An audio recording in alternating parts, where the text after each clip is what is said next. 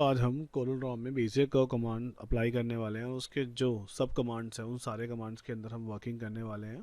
तो सबसे पहले आप कोलोरॉ के अंदर एक नई फाइल को ओपन करेंगे। हम इस सेशन का नाम देते हैं सेशन 4। देन वही हमें साइज़ A4 रखना है। विड्थ एंड हाइट 29/297 का रहेगा।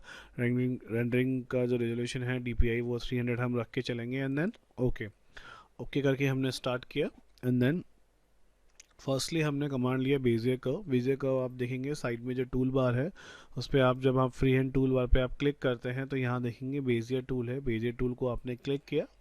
बेजियर टूल को क्लिक करने के बाद में आप अप्लाई करेंगे कोई भी एक ऑब्जेक्ट, कोई भी एक मोटिव बनाएंगे। तो जैसे मैंने एक मोटिव बनाया, first, second, third and fourth, और फिर मैंने वापस से स्टार्ट किया यहाँ से, first, second, third and fourth. तो एक तरीका तो ये है बेसिक कर्व कमांड के साथ में कि आप इस तरीके से मोटिव्स बना सकते हैं। दूसरा एक और तरीका हम अप्लाई करते हैं बेजियर से। ये तो मैंने कर्वेचर फॉर्मेट में लिया, डायरेक्ट लाइन के थ्रू बनाते हैं, first, second, third and fourth, fifth, six, seven and eight. ठीक है। तो ये जो ऑप्शन है वो बना है लाइन फॉर्मेट में, क्योंकि जब हम बेजियर कर्व कमांड को यूज़ करते हैं तो अगर हम पॉइंट टू पॉइंट काम कर रहे हैं तो वो लाइन फॉर्मेट में बनाएगा, और अगर हम उसको पॉइंट पे क्लिक करके और उसको हल्का सा भी टर्न करते हैं माउस को तो वो कर्वेचर फॉर्मेट में वो चीज़ को कन्वर्ट कर देता है। आप किसी भी कर्वेचर फॉर्मेट को लाइन फॉर्मेट में कन्वर्ट कर सकते हैं और किसी भी लाइन फॉर्मेट को कर्वेचर फॉर्मेट में भी कन्वर्ट कर सकते हैं। अब आप देखेंगे, अब मैंने ये था पिक टूल, तो पिक टूल से तो हम ऑब्जेक्ट को सेलेक्ट कर सकते हैं। दोनों ऑब्जेक्ट अलग अलग हैं। अब जैसे मुझे इस ऑब्जेक्ट में अगर एडिटिंग करनी है या इस ऑब्जेक्ट में एडिटिंग करनी है तो मैं पहले ऑब्जेक्ट को सिलेक्ट करूँगा एंड देन मैं जाऊँगा शेप टूल पे। तो जैसे ही मैं शेप टूल क्लिक करता हूँ, ऊपर देखिए कुछ ऑप्शंस ओपन हो जाते हैं यहाँ पे।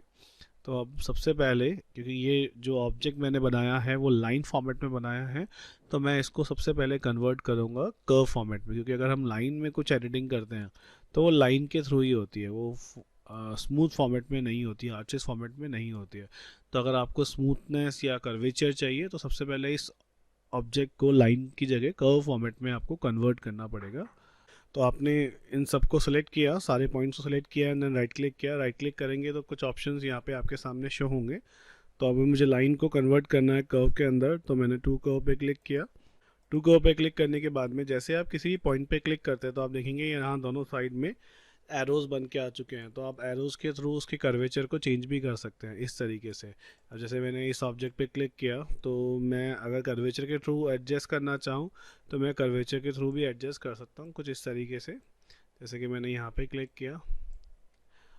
अब जैसे यहाँ पे एक पॉइंट दिया हुआ है, अगर मैं इस पॉइंट को डिलीट भी करता हूँ तो ये ऑब्जेक्ट जो है वो इस पॉइंट और इस पॉइंट के बीच में अपने आप को ऑटोमेटिक एडजस्ट करेगा, कर्वेचर आपको ऑटोमेटिक एडजस्ट करेगा। तो वो भी आप कर सकते हैं। जैसे मैंने इस पॉइंट को भी डिलीट किया, डिलीट करते ही कर्वेचर को वो एडजस्ट कर रहा है, और इस पॉइंट को भी डिलीट किया तो वो कर्वेचर को एडजस्ट कर रहा है। अगर आपको लग रहा है कि कर्वेचर बहुत ज़्यादा चेंज हो रहा है तो आप पॉइंट को रख सकते हैं। अगर आपको नहीं लग रहा है कि ज़रूरत नहीं है तो आप पॉइंट को डिलीट भी कर सकते हैं। तो ये आपने देखा कि एक स्मूथ कर्व बन गया। ऐसे ही अगर मुझे इस पे करना है तो जैसे मैंने इसको कर्वेचर के थ्रू करना है तो आप डिलीट कर सकते हैं। तो मैंने इनको डिलीट करके पॉइंट्स को रखा एंड देन मैंने इसके कर्वेचर को इस तरह से एडजस्ट किया। अब जैसे मैंने कोई कर्वेचर डिलीट कर दिया है, मुझे यहाँ से थोड़ा सा ऐड भी करना है, थोड़ा सा बाहर की तरफ निकालना है, तो मैं इस पर यहाँ जाके राइट क्लिक करके ऐड कमांड भी यूज़ कर सकता हूँ। जो पहले हमने कमांड यूज़ किया वो था डिलीट कमांड। ऐड करना है तो मैं पॉइंट को ऐड भी कर सकता हूँ। इस तरीके से पॉइंट यहाँ पे ऐड भी हो जाएगा। आप उस कर्वेचर को थोड़ा सा चेंज करना चाहें इस तरीके से, या मूवमेंट और ज़्यादा देना चाहें, या कर्वेचर को और बढ़ाना चाहें, तो वो आप सारे काम इसमें अप्लाई कर सकते हैं। तो ये आपका था कन्वर्ट टू कर्व का ऑप्शन। तो ये था कर्व कमांड। तो अगर आपको पॉइंट चाहिए तो ठीक है, नहीं चाहिए तो आप हटा भी सकते हैं। अब जैसे मैंने ये वाला कर्व बनाया, इस वाले पे ही मैं ये चीज़ अप्लाई कर सकता हूँ। अब जैसे मैंने इन सारे कमांड्स को यूज़ किया, राइट क्लिक करके टू लाइन में कन्वर्ट कर दिया, तो आप देखेंगे इसमें कोई कर्वेचर नहीं आ रहा है, सीधा लाइन टू लाइन काम हो रहा है। और नहीं मुझे कर्वेचर में ही करना है, ये मैंने कर्वेचर बनाया है और थोड़ा ठीक करना है कर्वेचर में, तो आपको कन्वर्ट कर्व टू कर्व करने की ज़रूरत नहीं है, आप डायरेक्टली इसको अप्लाई कर सकते हैं। जैसे मैंने डिलीट करके इसके शेप को मेंटेन किया, मान लो इसकी भी रिक्वायरमेंट नहीं है, तो आप इस तरीके से भी इसको अप्लाई कर सकते हैं। तो ये आपने क्लिक किया। अब जैसे मुझे इसमें कुछ पॉइंट्स और ऐड करने हैं, मैं शेप टूल पे जाऊंगा। शेप टूल पे जाने के बाद में मैं डबल क्लिक से जहाँ पॉइंट चाहूँ वहाँ पॉइंट को क्रिएट कर सकता हूँ। तो ये पॉइंट क्रिएट करने का ऑप्शन है। जैसे मुझे यहाँ चाहिए तो मैंने यहाँ पॉइंट क्रिएट कर दिया, यहाँ पॉइंट क्रिएट कर दिया। तो पॉइंट क्रिएट करने के लिए आपके पास ऐड ऑप्शन है। ऐड ऑप्शन के बाद में नेक्स्ट कमांड जो है अपना वो है कस्प कमांड। तो जैसे मैंने राइट क्लिक किया, राइट क्लिक करते ही यहाँ पे आप देखेंगे कस्प कमांड अप्लाई होता है। कस्प कमांड बेसिकली जो यूज़ में आता है वो कोरल में कॉर्नर्स अगर आपको कहीं पे निकालना हो, मान लीजिए अगर आपका कोई कर्व आपने बनाया जो कि कर्वेचर फॉर्मेट में है, स्मूथ है, और उसके अंदर अगर आपको कॉर्नर निकालना हो तो आप कस्प कमांड को अप्लाई कर सकते हैं। जैसे मैंने CUSP कस्प को यूज़ किया, तो जैसे कस्प कमांड अगर जब हम विदाउट कस्प अप्लाई करते हैं तो आप देखेंगे ये ऑब्जेक्ट जो है बिल्कुल स्मूथली, जो कर्वेचर है जो दोनों का वो बिल्कुल स्मूथ कर रहा है और दोनों डायरेक्शनल में वो सेम साइड में वर्किंग कर रहा है मुझे। लेकिन अगर एक ही डायरेक्शन में चाहिए, या मान लीजिए मुझे यहाँ पे कॉर्नर चाहिए, देन मैं इसको यूज़ कर सकता हूँ कस्प कमांड को। कस्प कमांड को मैंने अप्लाई किया एंड देन मैंने फर्स्ट पॉइंट को पिक किया एंड देन मूवमेंट। तो अब वो दूसरे वाले पॉइंट को क्रिएट नहीं कर रहा। जैसे मुझे यहाँ पे कॉर्नर चाहिए, मैंने क्लिक किया, ये कॉर्नर आ गया। अब जब मैं इसको अलग, तो अब ये दोनों जो हैं वो अलग अलग डिफरेंट वर्किंग कर रहे हैं, एक साथ काम नहीं कर रहे हैं। कि इसको अगर मैं लेके जा रहा हूँ तो ये अलग एंगल पे जा रहा है, ये अलग कर्वेचर के साथ में चल रहा है, और ये अगर आप देखेंगे तो ये अलग अपना काम कर रहा है। जो पहले जब आप देख रहे थे जब वो स्मूथ था तो इस तरह से वर्किंग नहीं कर रहा था। जैसे मुझे यहाँ पे भी चाहिए कि जैसे ये मैं अभी देख रहा हूँ दोनों सेम डायरेक्शन में काम कर रहे हैं, देन मैंने क्लिक किया इसको और मैंने अप्लाई कर कस्प कर दिया, देन मैंने यहाँ पे क्लिक किया, तो इस तरीके से मैं इसको अप्लाई कर सकता हूँ। अब ये था कस्प कमांड अगर आपको कॉर्नर क्रिएट करना हो तो। कस्प के बाद में अगर आपको इस ऑब्जेक्ट को स्मूथनेस में वापस लेके आना है तो हम इसको स्मूथ कर सकते हैं। तो मैंने ऐसे राइट क्लिक किया, स्मूथ, स्मूथ और सिमेट्रिकल दो कमांड है और दोनों बिल्कुल सिमिलर से कमांड है। मेन डिफरेंस जो है स्मूथ एंड सिमेट्रिकल में कि जब आप स्मूथ कमांड को अप्लाई करते हैं तो अगर आप देखेंगे यहाँ ये जो पॉइंट है, अगर मान लीजिए मुझे इस पॉइंट को स्मूथ करना है और इसका कर्वेचर इस तरफ जा रहा है, ये जो देख रहे हैं एरो डायरेक्शन, तो जितना ज़्यादा दूर एरो होगा उतना ही ज़्यादा उसका कर्वेचर होगा। तो अगर ये कर्वेचर एरो इस तरह से इतने डायरेक्शन पे है और इधर ये कर्वेचर कम है, तो जब वो स्मूथ करेगा या इस ऑब्जेक्ट को स्मूथ करेगा तो वो इस चीज़ को मेंटेन करते हुए काम करेगा। जबकि सिमेट्रिकल में क्या होगा कि अगर मैंने सिमेट्रिकल किया तो वो दोनों के कर्वेचर को सेम लेवल पे लाके और उसको ऑब्जेक्ट को क्रिएट करेगा। जैसे मैंने स्मूथ पे क्लिक किया तो अभी आप देखेंगे यहाँ पे जो एरोज हैं इसमें डिस्टेंस ज़्यादा है, इसमें डिस्टेंस कम है, इसमें कर्वेचर कम है, इसमें कर्वेचर ज़्यादा है। देन मैंने राइट क्लिक किया, मैंने यूज़ किया स्मूथ कमांड। तो जैसे मैंने स्मूथ किया वो कर्वेचर को परफेक्टली आएगा, लेकिन जो एरो का जो डायरेक्शन था, जो डिस्टेंस था एरो का जो या कर्वेचर का जो डिस्टेंस था, वो उसने उस चीज़ को ही मेंटेन किया जो पहले कस्प में था या पहले था। लेकिन अगर हम इसी चीज़ को मैं अंडू करता हूँ, इसी चीज़ को अगर मैं इसमें सिमेट्रिकल कमांड से यूज़ करता, मैंने सिमेट्रिकल लिया तो दोनों एरोस को वो इक्वली, यानी कि दोनों की साइड में जो कर्वेचर होगा वो इक्वली डिवाइड कर देगा। जबकि स्मूथ कमांड में वो इक्वली डिवाइड नहीं करता, वो पहले जो कर्वेचर है उस ऑब्जेक्ट का, उस ऑब्जेक्ट के अकॉर्डिंग ही उसको स्मूथ करता है। जबकि सिमेट्रिकल में वो कर्वेचर को चेंज करता है, दोनों कर्वेचर को सिमिलर लेके आता है और उस तरीके से वो उसको अप्लाई करता है। तो अगर आप देखेंगे अभी सिमेट्रिकल में इस तरीके से काम कर रहा है। अब जैसे मैंने यहाँ पे क्लिक किया तो अभी आप देखेंगे ये दोनों साइड में इक्वल है। अब यहाँ पे भी आप देखेंगे कि एक साइड में एरो कम है, एक साइड में एरोज का ज़्यादा है, यानी यहाँ कर्वेचर ज़्यादा है, यहाँ कम है, इक्वल कर्वेचर नहीं है। तो अगर आपको इक्वल कर्वेचर करना है देन आप यूज़ करके इसको सिमेट्रिकल कर सकते हो। तो सिमेट्रिकल में वो कर्वेचर को इक्वल कर देगा। अब जैसे मुझे इसको इक्वल करना है देन आप सिमेट्रिकल कर सकते हैं। अगर वो ऑलरेडी स्मूथ लेवल पे हैं तो वो स्मूथ का ऑप्शन ऑन नहीं होगा, आप सिमेट्रिकल को ही अप्लाई कर सकते हैं। तो जैसे मैंने सिमेट्रिकल पे क्लिक कर दिया एंड देन आप कस्प पे चेंज करना चाहें तो CUSP पे आप अप्लाई कर सकते हैं। बाकी अगर आप स्मूथ पे लेना चाहें तो वो स्मूथ आ जाएगा एंड देन सिमेट्रिकल लेना चाहें तो वो सिमेट्रिकल भी उस चीज़ को अप्लाई कर सकते हैं। नेक्स्ट कमांड जो है वो है ब्रेक अपार्ट। ब्रेक अपार्ट जैसे कि मैंने कोई भी एक क्लोज ऑब्जेक्ट बनाया हूँ। जैसे मेरा ये ऑब्जेक्ट है यहाँ पे क्लोज, पहले एक बार मैं इसको थोड़ा सा ठीक कर देता हूँ कि मुझे ये कर्वेचर कुछ इस तरीके से चाहिए, एंड देन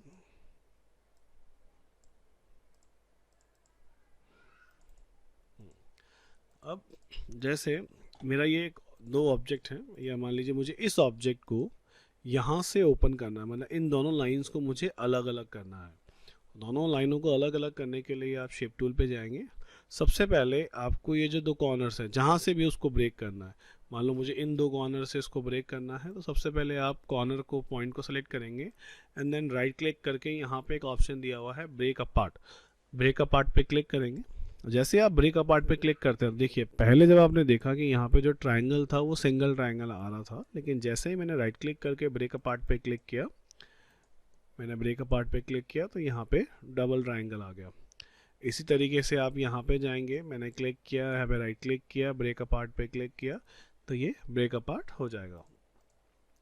तो अगर आप ऑब्जेक्ट को देख रहे हैं, अभी मैंने दोनों साइड में ब्रेक अपार्ट कर दिया। अब ब्रेक अपार्ट दो साइड से करने का रीज़न क्या था, ये क्लोज ऑब्जेक्ट है, अगर आप उसको एक जगह से ओपन भी कर दोगे तो वो ओपन नहीं होगा, वो अगर यहाँ से आप उसके पॉइंट को मूव करोगे तो मूव हो जाएगा, लेकिन जब तक आप इस पार्ट को ब्रेक अपार्ट नहीं करेंगे दोनों को अलग अलग करने के लिए, तब तक वो ऑब्जेक्ट को अलग अलग नहीं करेगा। तो अभी हमने क्लिक किया तो अब दोनों ऑब्जेक्ट जो हैं वो ब्रेक अपार्ट हो चुके हैं, लेकिन अब ब्रेक अपार्ट करने के बाद में आपको इसके अंदर एक कमांड और अप्लाई करना पड़ेगा जो आप पिक टूल को लेके करेंगे, वो है ब्रेक कर्व अपार्ट। इससे क्या होता है कि जो भी आपने पार्ट को ब्रेक किया है, वो जो पार्ट ब्रेक हुआ है वो अलग अलग हो जाए। तो उसके लिए आप शॉर्टकट है ब्रेक कर्व अपार्ट, तो मैंने क्लिक किया break curve apart. Break curve apart तभी चलेगा जब आपने ब्रेक अपार्ट किया हो, नहीं तो वो वर्किंग नहीं करेगा। तो अब आप देखेंगे ये ऑब्जेक्ट अलग है और ये ऑब्जेक्ट अलग है। तो किसी भी लाइन को, किसी भी ऑब्जेक्ट को अगर आपको अलग अलग करना हो तो उसके लिए आप ब्रेक अपार्ट कमांड को अप्लाई कर सकते हैं। तो ये था आपका ब्रेक अपार्ट। अब जैसे मान लीजिए मेरे पास ऑब्जेक्ट यहीं पे है, वापस मैंने शेप टूल लिया, इसको तो मैंने वापस अंडू कर दिया, मुझे यहाँ से इससे यहाँ तक के पार्ट को ब्रेक करना है, हटाना है यहाँ से। तो मैं इसको भी ब्रेक कर सकता हूँ, लेकिन ब्रेक के लिए सबसे पहले मुझे पॉइंट चाहिए होगा, तो मैंने यहाँ पे डबल क्लिक किया इस पॉइंट पे, और सेकंड मैंने यहाँ पे डबल क्लिक किया इस पॉइंट पे। तो ये दो मैंने पॉइंट ले लिए, मुझे इसको रिमूव करना है इस पूरे ऑब्जेक्ट में से। तो मैंने इसको सेलेक्ट किया, देन राइट क्लिक किया एंड देन ब्रेक अपार्ट, मैंने ब्रेक अपार्ट पे क्लिक किया, ऐसे ही मैंने राइट क्लिक किया, इस पे क्लिक किया एंड देन ब्रेक अपार्ट। तो जैसे ही मैंने ब्रेक अपार्ट किया तो यहाँ पे देखेंगे दो दो ट्रायंगल्स आ चुके हैं। अब आपको इस ऑब्जेक्ट को, अभी भी ये ऑब्जेक्ट अलग नहीं है, दोनों कंबाइन है, एक ऑब्जेक्ट के अंदर है। तो अब आपको इसको अलग अलग करना है, देन आप राइट क्लिक करेंगे, break curve apart, break curve apart पे आपने क्लिक किया। ब्रेक कर्व अपार्ट पे क्लिक करने के बाद में अगर आप इसको, इस ऑब्जेक्ट को इससे अलग करना चाहें तो अब ऑब्जेक्ट को अलग कर सकते हैं। तो ये देखेंगे आपका ऑब्जेक्ट यहाँ से अलग हो गया। और अब जैसे कि मैंने ये ऑब्जेक्ट को अलग तो कर ही लिया है, अब मान लीजिए मुझे ऑब्जेक्ट को जोड़ना है, ठीक है। अब ये मैंने पार्ट अलग निकाला एक, और मुझे इस पार्ट को इससे जोड़ना है कुछ नए कर्व्स को क्रिएट करके। तो जैसे मैंने यहाँ से बेजियर कर्व कमांड लिया, मैंने 2 पॉइंट लाइन से ही एक क्रिएट किया, फर्स्ट पॉइंट ये, सेकंड ये, फर्स्ट पॉइंट ये और सेकंड पॉइंट ये। अब मुझे इस ऑब्जेक्ट को इन 3 लाइन से जोड़ना है, इन सब लाइंस को एक साथ जोड़ना है और एक सिंगल ऑब्जेक्ट बनाना है, ठीक है। अभी अगर आप देखेंगे तो ये ओपन ऑब्जेक्ट है, मुझे इसको क्लोज में कन्वर्ट करना है। देन मैंने इस पूरे को सिलेक्ट किया, देन राइट क्लिक किया और ऑप्शन यूज़ किया कंबाइन। किसी भी ऑब्जेक्ट को ज्वाइन करने के लिए आपको कंबाइन कमांड यूज़ करना होता है। देन कंबाइन पे क्लिक किया, कंबाइन पे क्लिक करने के बाद में ये ऑब्जेक्ट एक हो चुका है, लेकिन इसको हम ज्वाइन नहीं कहेंगे। ये ऑब्जेक्ट को उसने जोड़ा है लेकिन अभी तक ज्वाइन नहीं किया है। ज्वाइन करने के लिए जितने भी आप देख रहे हैं ट्रायंगल्स, ये जो ट्रायंगल्स है ये बता रहे हैं कि आपका ऑब्जेक्ट यहाँ से ओपन है, तो आपको इसको ज्वाइन करना होगा। ज्वाइन करने के लिए आपने जैसे इन दोनों ट्रायंगल्स को सेलेक्ट किया, राइट क्लिक किया एंड देन ज्वाइन, अब ज्वाइन कर सकते हैं। तो ये ज्वाइन हो गया, मैंने राइट क्लिक किया एंड देन ज्वाइन, अगेन मैंने राइट क्लिक किया एंड देन ज्वाइन, आप ज्वाइन कर सकते हैं एंड देन राइट क्लिक किया एंड अगेन आपने इसको ज्वाइन कर दिया। जैसे आप इसको सबको ज्वाइन कर लेंगे तो आपका ऑब्जेक्ट क्लोज हो जाएगा। आपको चेक करना है कि आपका ऑब्जेक्ट क्लोज हुआ है या नहीं हुआ। आप कलर इसके अंदर फिल करके देख सकते हैं। अगर कलर फिल नहीं हुआ है इसका मतलब आपका ऑब्जेक्ट ज्वाइन नहीं हुआ है, और अगर कलर फिल हो चुका है तो इसका मतलब आपका ऑब्जेक्ट ज्वाइन है। अब मान लीजिए मुझे इन दोनों ऑब्जेक्ट को एक साथ जोड़ना है कुछ इस तरीके से कि मुझे इस पॉइंट को इस पॉइंट से जोड़ना है। जोड़ने के लिए सबसे पहले आपने ये ऑब्जेक्ट लिया, यहाँ पे कोई भी पॉइंट नहीं है, तो अगर आपको ज्वाइन कमांड लेना है और पहले तो इसको आपको ब्रेक अपार्ट करना पड़ेगा यहाँ से। तो मैंने 2 पॉइंट यहाँ पे क्लिक किए, मैंने फर्स्ट पॉइंट पे क्लिक किया, ब्रेक अपार्ट पे क्लिक किया, मैंने सेकंड पॉइंट पे क्लिक किया, ब्रेक अपार्ट पे क्लिक किया, ये वाला ऑब्जेक्ट हुआ। ऐसे मुझे इसको यहाँ से जोड़ना है, देन मैंने यूज़ किया ब्रेक अपार्ट, यहाँ पे भी मैंने यूज़ किया ब्रेक अपार्ट। मैंने क्लिक किया राइट क्लिक, ब्रेक कव अपार्ट पे क्लिक किया, यहाँ पे भी क्लिक किया, ब्रेक कव अपार्ट पे क्लिक किया, दोनों को मैंने डिलीट कर दिया। पॉइंट को पकड़ के मैंने यहाँ पे क्लिक किया, इस पॉइंट को पकड़ के मैंने यहाँ पे क्लिक किया। दोनों पॉइंट्स को सिलेक्शन के बाद में first point second point right click combine पे क्लिक कर दिया। कंबाइन पे क्लिक करने के बाद में मैंने यहाँ पे क्लिक किया right click join, right click पे क्लिक किया एंड देन जॉइन। जैसे आप ज्वाइन करेंगे आप देखेंगे ऑब्जेक्ट यहाँ पे क्लोज हो गया। तो इस तरीके से आप ऑब्जेक्ट किसी भी ओपन ऑब्जेक्ट को क्लोज ऑब्जेक्ट को भी ज्वाइन कर सकते हैं। आपको ब्रेक अपार्ट और कंबाइन कमांड का ऑप्शन यूज़ करना होगा। अब जैसे मैंने यहाँ से बेसिक कमांड को अप्लाई किया, अब मैंने ये लिया first second third fourth and fifth. अब मान लीजिए मैंने इसको यहाँ पे छोड़ दिया। अब मैं चाहता हूँ कि जो उसका लास्ट पॉइंट है वो फर्स्ट पॉइंट से मिलके अपने आप ऑटोमेटिक क्लोज हो जाए। तो आप राइट क्लिक करके यहाँ पे शेप टूल पे जाएंगे, शेप टूल पे आपने क्लिक किया और आप इसको राइट क्लिक करके ऑटो क्लोज भी कर सकते हैं। जैसे आप इसको ऑटो क्लोज करते हैं तो first point automatically last point से मैच कर जाएगा।